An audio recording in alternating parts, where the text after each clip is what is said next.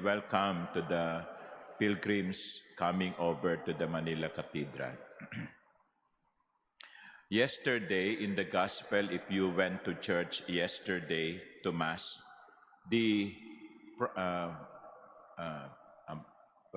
pangunahing tauhan was Simeon, and now we hear about Anna. Both Simeon and Anna are old, advanced in years. You know, there is in many cultures the tendency to set aside old people. We send them to retirement home. We send them to hospices because in many cultures, old people, like children, do not contribute much to the society. I remember Pope Francis talking about the throwaway culture. The throwaway culture. And it means that we buy something which we do not actually need. We use it once and then throw it away. Kaya punong-puno ang ating mga basurahan, yung mga landfill, no, with things that have been thrown away by people. That's why even now we are being taught to recycle. To recycle. So isipin, ano ba pwede pang paggamitan nito? Saan pa ba ito pwedeng gamitin? I think that should also be our attitude towards old people. Not to throw them away, to set them aside, but, pardon the word, to recycle, in quotation marks. And here is the example of Anna. Anna was old, but she was given a new mission. That is to pray, and to wait for the Messiah to come. To look for the Messiah. So to pray.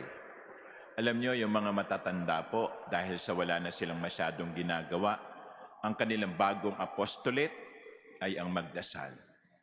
Kaya ho tayo, kapag tumanda na tayo, no, huwag tayong mawalan ng pag-asa at sabihin nating, useless na ako, wala na ako magagawa, hindi na ako makakapagtrabaho gaya ng dati. Hindi. Binibigyan ka lang ng Panginoon ng bagong misyon. At ano yon?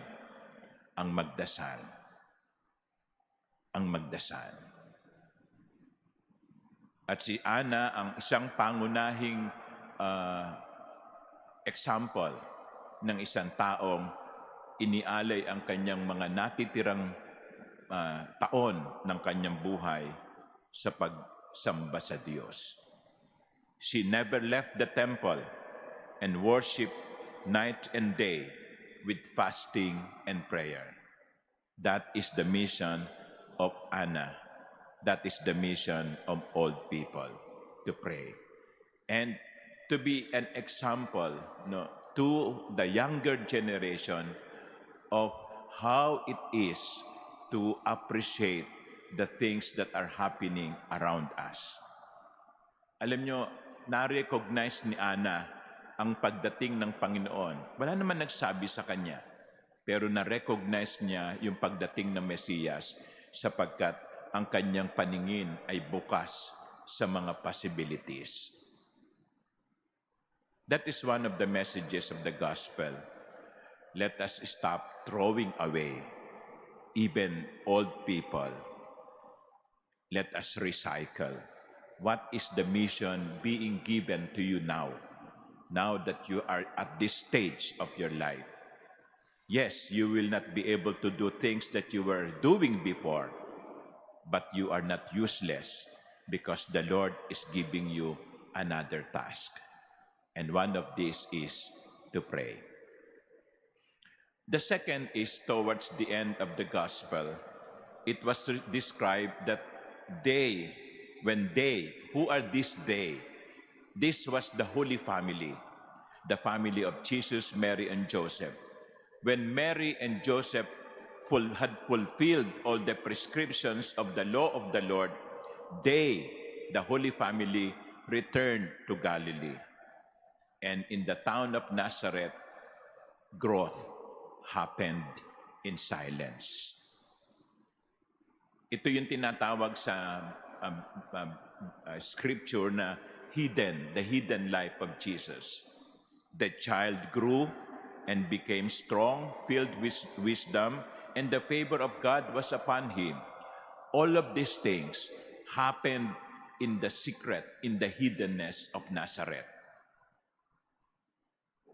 Yun lang ang description nun. Yung 12, from year 12, when he was 12 years old, until he appeared at the age of 30. For 18 years, we do not know anything about Jesus. But while he was hidden, there was growing that was happening. And here we have a very important lesson. Growth happens in silence. Para ho din yung pag nagtatanim kayo ng kahit ano sa lupa, sa ilalim ng lupa, sa paraan na hindi natin nakikita, may pagtubo na nangyayari. You know, some people would like to be always at the limelight. No? Kailangan sila ang nasa front page. Kailangan sila ang kita ng tao. Hindi.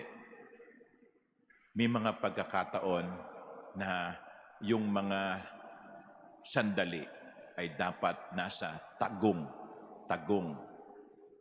sitwasyon.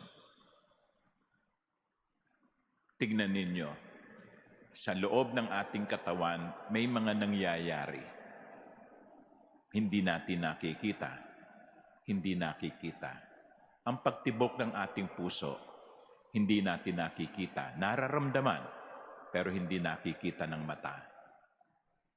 Ang pag-ikot ng dugo sa ating katawan, the circulation, the blood circulation, we do not see, but we know it is happening because the moment the blood stops circulating, we are dead.